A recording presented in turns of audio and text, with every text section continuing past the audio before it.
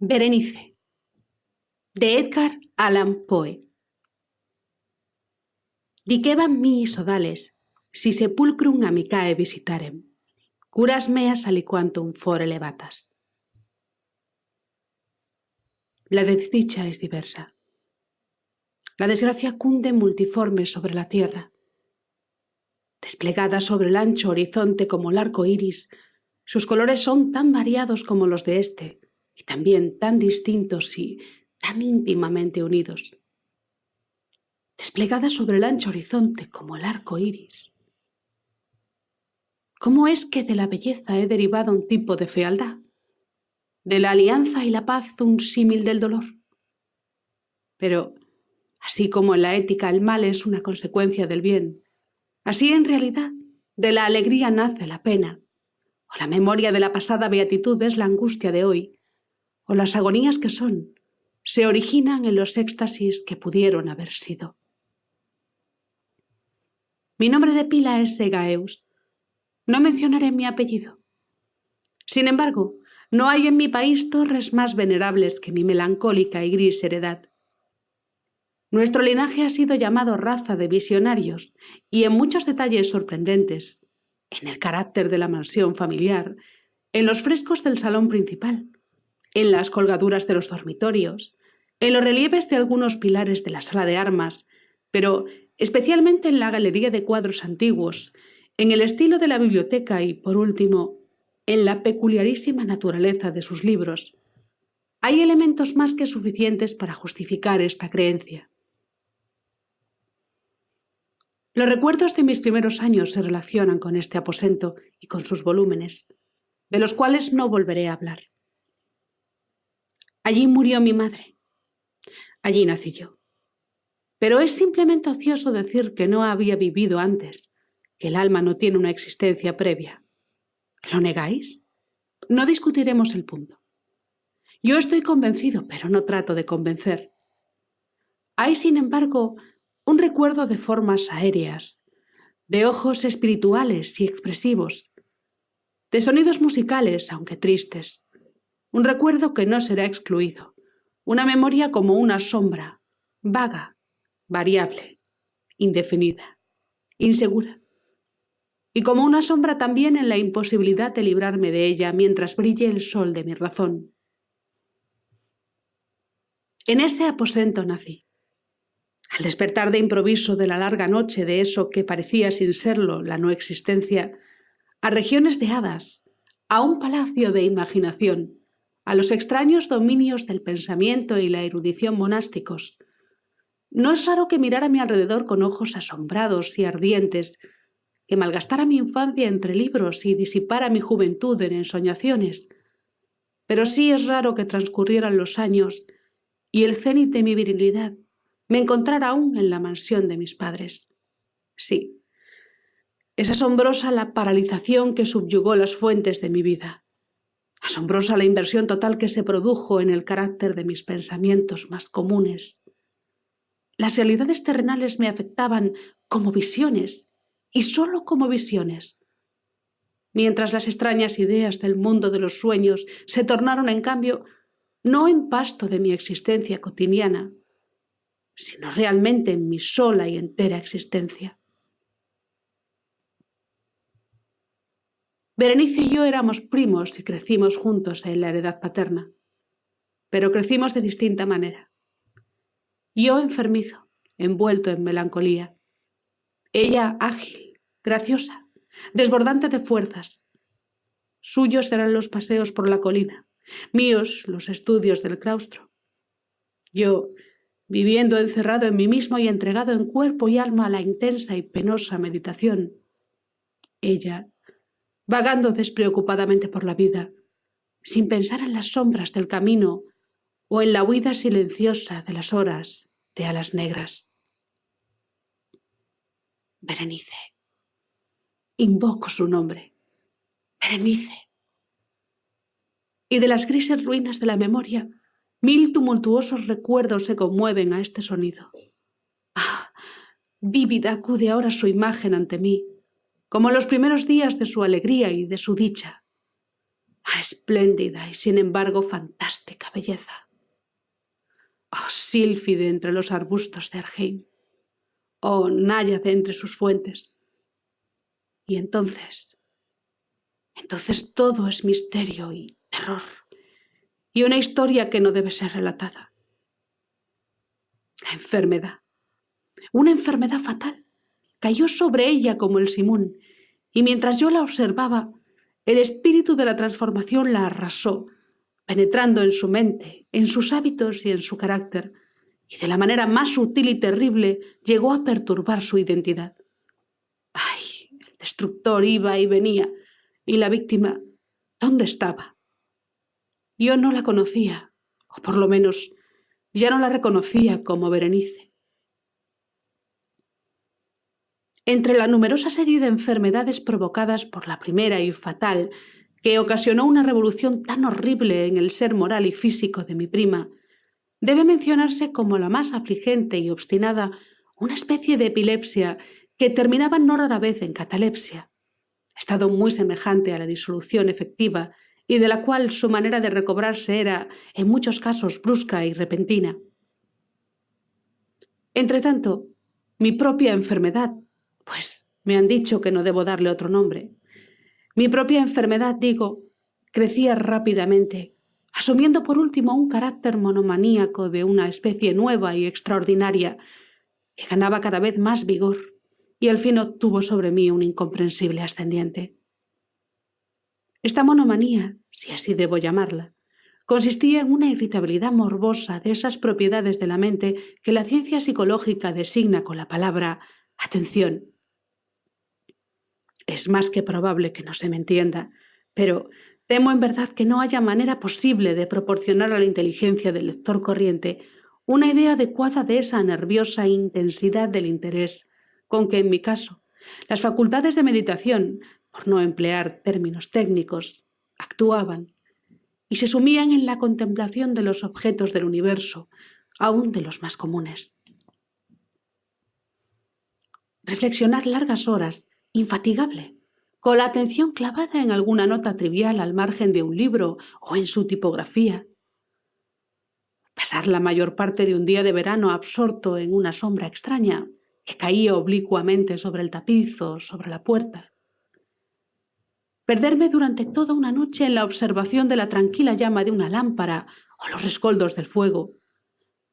Soñar días enteros con el perfume de una flor.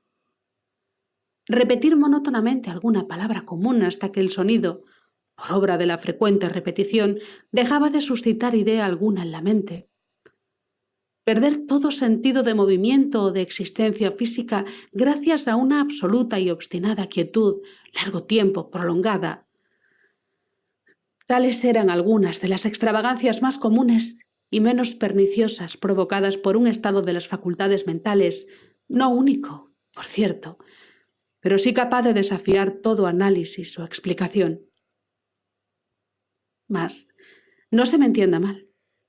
La excesiva, intensa y mórbida atención así excitada por objetos triviales en sí mismos no debe confundirse con la tendencia a la meditación, común a todos los hombres, y que se da especialmente en las personas de imaginación ardiente.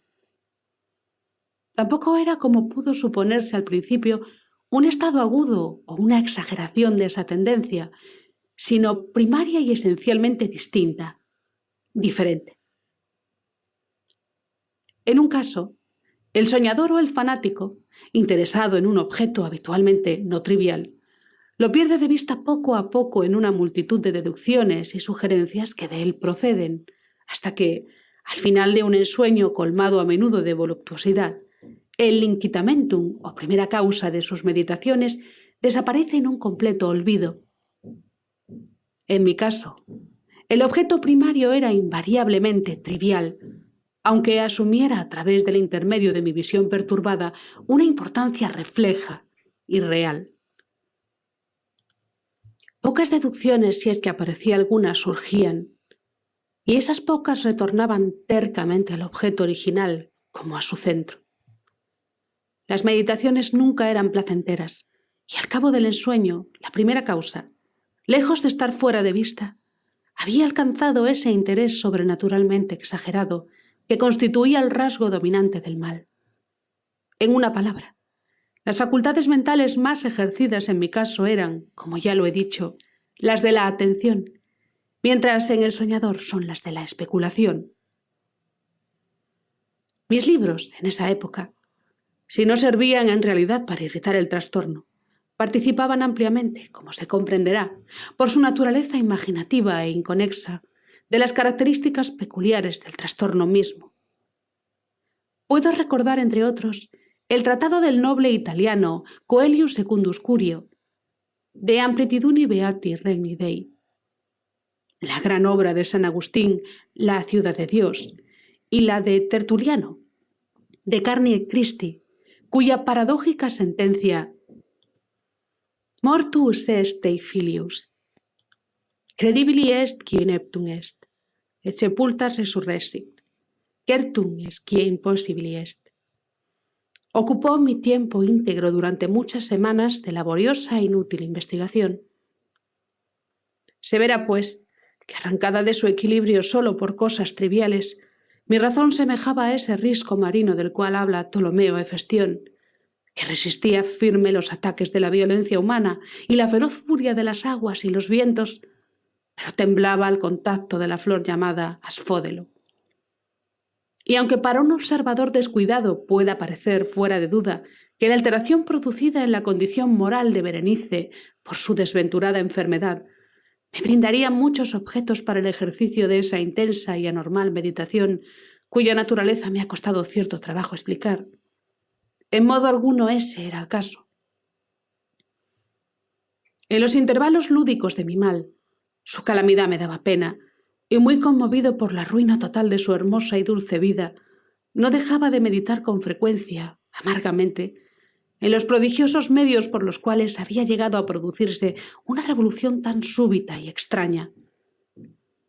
Pero esas reflexiones no participaban de la idiosincrasia de mi enfermedad, y eran semejantes a las que en similares circunstancias podían presentarse en el común de los hombres. Fiel a su propio carácter, mi trastorno se gozaba en los cambios menos importantes, pero más llamativos, operados en la constitución física de Berenice, en la singular y espantosa distorsión de su identidad personal. En los días más brillantes de su belleza incomparable, seguramente no la amé. En la extraña anomalía de mi existencia, los sentimientos en mí nunca venían del corazón, y las pasiones siempre venían de la inteligencia.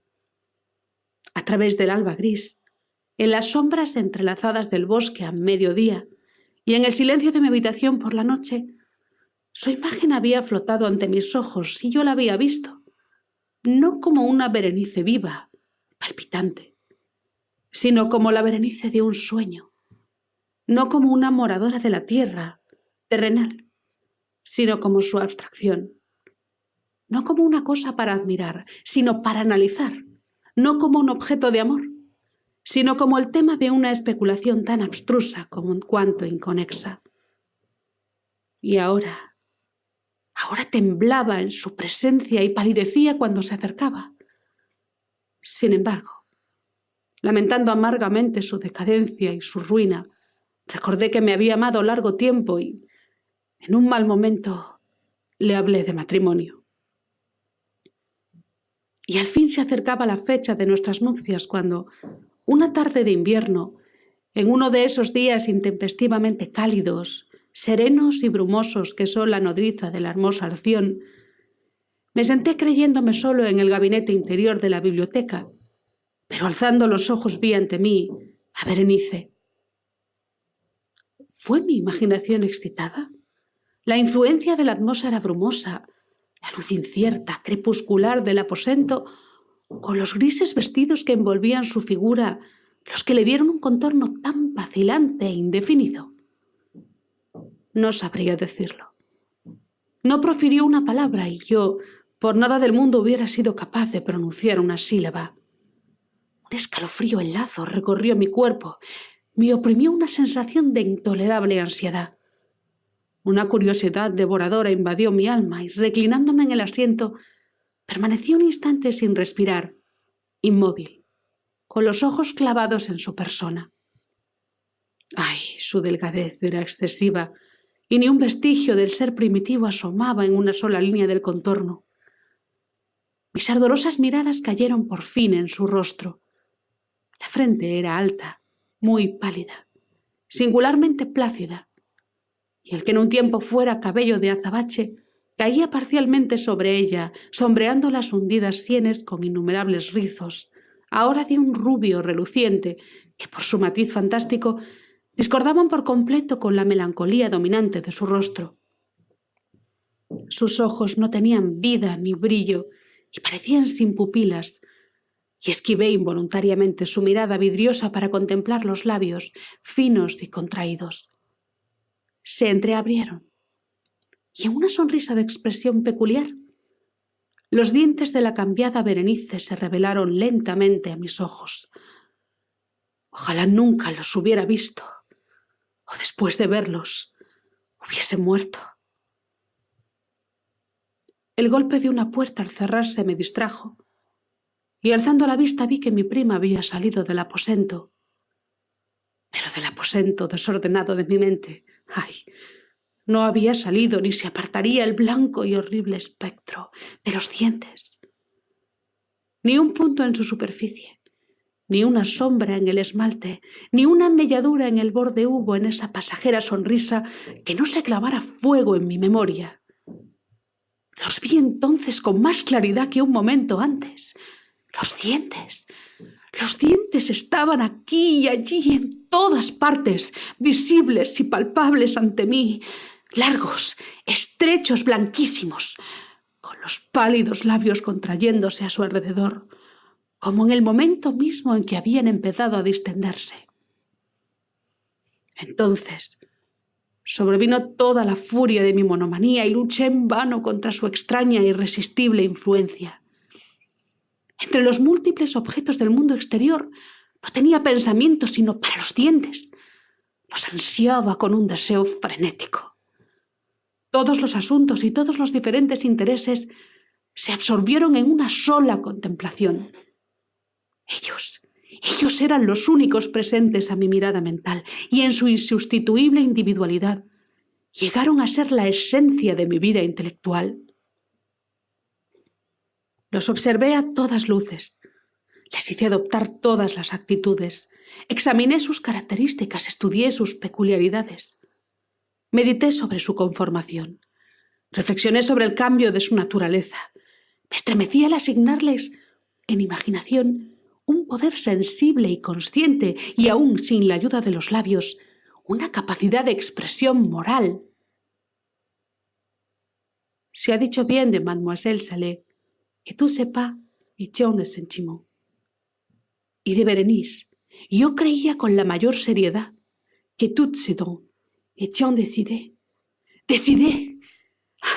Ese fue el insensato pensamiento que me destruyó. Decidé. Por eso era que los codiciaba tan locamente. Sentí que solo su posesión podía devolverme la paz, restituyéndome la razón. Y la tarde cayó sobre mí, y vino la oscuridad.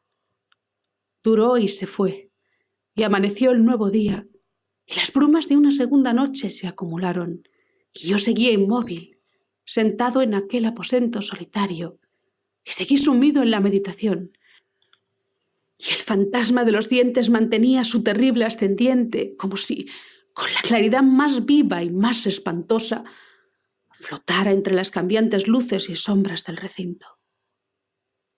Al fin, irrumpió en mis sueños un grito como de horror y consternación, y luego, tras una pausa, el sonido de turbadas voces mezcladas con sordos lamentos de dolor y pena. Me levanté de mi asiento y, abriendo de par en par una de las puertas de la biblioteca, vi en la antecámara a una criada deshecha en lágrimas, quien me dijo que Berenice ya no existía. Había tenido un acceso de epilepsia por la mañana temprano y ahora, al caer la noche, la tumba estaba dispuesta para su ocupante y terminados los preparativos del entierro. Me encontré sentado en la biblioteca y de nuevo solo. Me parecía que acababa de despertar de un sueño confuso y excitante. Sabía que era medianoche y que desde la puesta del sol Berenice estaba enterrada. Pero del melancólico periodo intermedio no tenía conocimiento real, o por lo menos definido. Sin embargo, su recuerdo estaba repleto de horror. Horror más horrible por lo vago, terror más terrible por su ambigüedad. Era una página atroz en la historia de mi existencia, escrita toda con recuerdos oscuros, espantosos, ininteligibles. Luché por descifrarlos, pero en vano. Mientras una y otra vez, como el espíritu de un sonido ausente, un agudo y penetrante grito de mujer parecía sonar en mis oídos. Yo había hecho algo. ¿Qué era? Me lo pregunté a mí mismo en voz alta y los susurrantes ecos del aposento me respondieron. ¿Qué era? En la mesa, a mi lado, ardía una lámpara y había junto a ella una cajita. No tenía nada de notable, y la había visto a menudo, pues era propiedad del médico de la familia, pero ¿cómo había llegado allí, a mi mesa? ¿Y por qué me estremecí al mirarla? Eran cosas que no merecían ser tenidas en cuenta y mis ojos cayeron al fin en las entreabiertas páginas de un libro y en una frase subrayada. Dicebam mihi sedales y sepulcrum amicae visitarem. Curas meas aliquantum fore levatas. ¿Por qué, pues, al leerla se me erizaron los cabellos y la sangre se congeló en mis venas? Entonces sonó un ligero golpe en la puerta de la biblioteca y pálido, como un habitante de la tumba, entró un criado de puntillas. Había en sus ojos un violento terror y me habló con voz trémula, ronca, ahogada. ¿Qué dijo? Oí algunas frases entrecortadas. Hablaba de un salvaje grito que había turbado el silencio de la noche, de la servidumbre reunida para buscar el origen del sonido, y su voz cobró un tono espeluznante, nítido, cuando me habló susurrando de una tumba violada, de un cadáver desfigurado, sin mortaja, y que aún respiraba, aún palpitaba, aún vivía. Señaló mis ropas. Estaban manchadas de barro, de sangre coagulada. No dije nada. Me tomó suavemente la mano. Tenía manchas de uñas humanas. Dirigió mi atención a un objeto que había contra la pared. Lo miré durante unos minutos. Era una pala. Con un alarido salté hasta la mesa y me apoderé de la caja, pero no pude abrirla, y en mi temblor se me deslizó de la mano y cayó pesadamente y se hizo añicos. Y de entre ellos, entrechocándose, rodaron algunos instrumentos de cirugía dental, mezclados con 32 objetos pequeños, blancos, marfilinos, que se desparramaron por el piso.